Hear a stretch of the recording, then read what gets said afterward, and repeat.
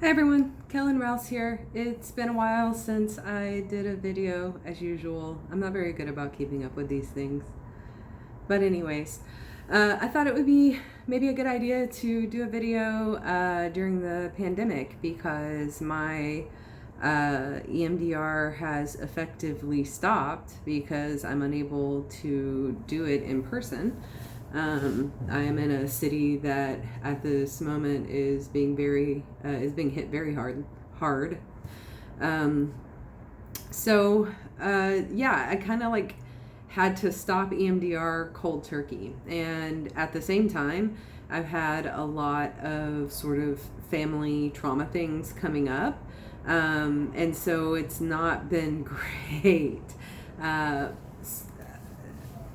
I haven't been able to kind of process the things that I really need to process as these things are happening. So one thing that's happening is that my younger sister is in jail.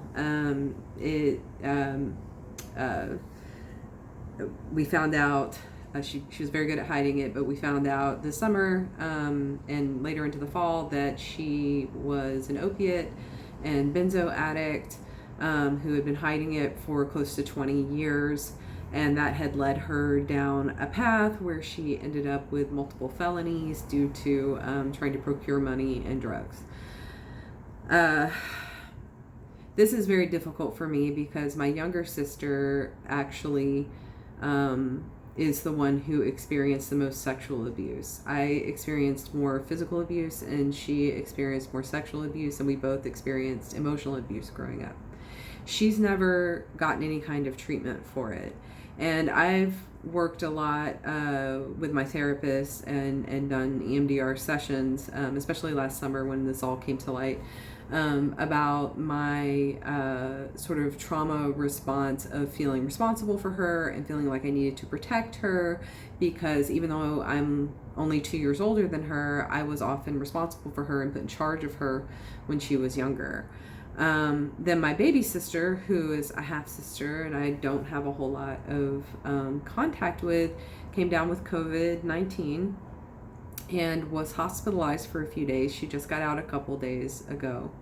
Her father is my other sister who is in jail and my molester. It's very complicated. It's a very complicated relationship. I'm noticing that while for the most part the things that I process seem to still be okay, that I'm starting to cycle back into some of the triggering that had kind of gone away. And I'm actually not 100% sure what's up with that. So that's something that I'm going to need to revisit. I don't know if this is like an ego state situation, which is what I suspect, or whether it is, it just, I thought that it was fully processed and it isn't.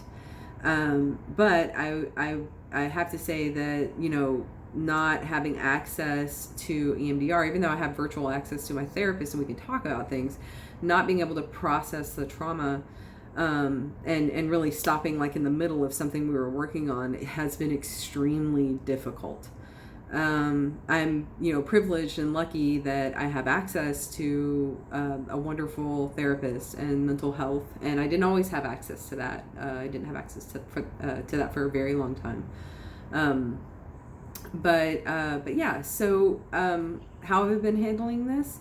I am lucky in that I work from home, or I'm able to work from home, and I'm pretty highly introverted, so I don't really need to have a ton of social interactions all the time. So I decided to start like a fitness plan, kind of. So it really just started with I was getting triggered by feeling trapped when we had a stay-home order.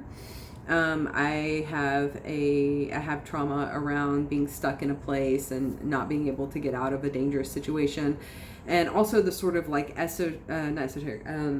existential dread that comes along with knowing that there is something out there that could hurt you and you have no control over, really, outside of trying to separate yourself from it, is kind of bringing me back to my childhood, right?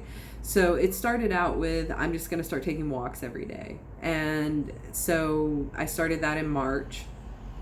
And then I noticed that I was really just getting a lot stronger and feeling better. So I decided to try jogging. So I've been jogging every other day pretty much for a couple months now.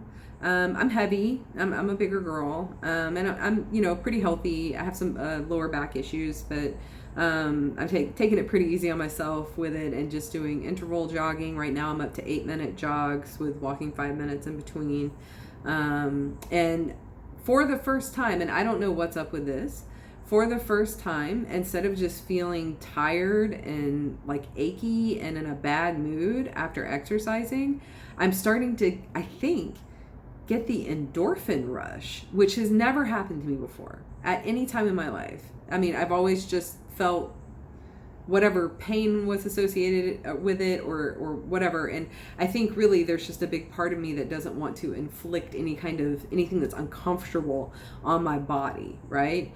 And that's something that I really think that EMDR has helped me with. So that's where I am right now.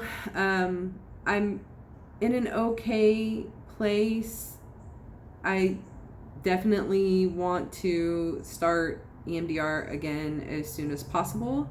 But taking this time to try to focus on something that can help me feel better has helped a lot.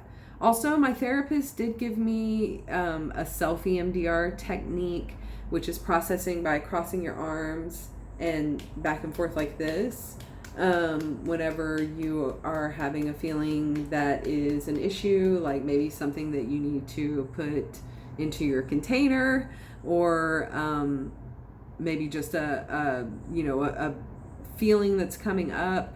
I've tried it a few times and it doesn't really work for me. I think I really do need someone else controlling the back and forth thing and then stopping me and checking in with me and doing the whole process.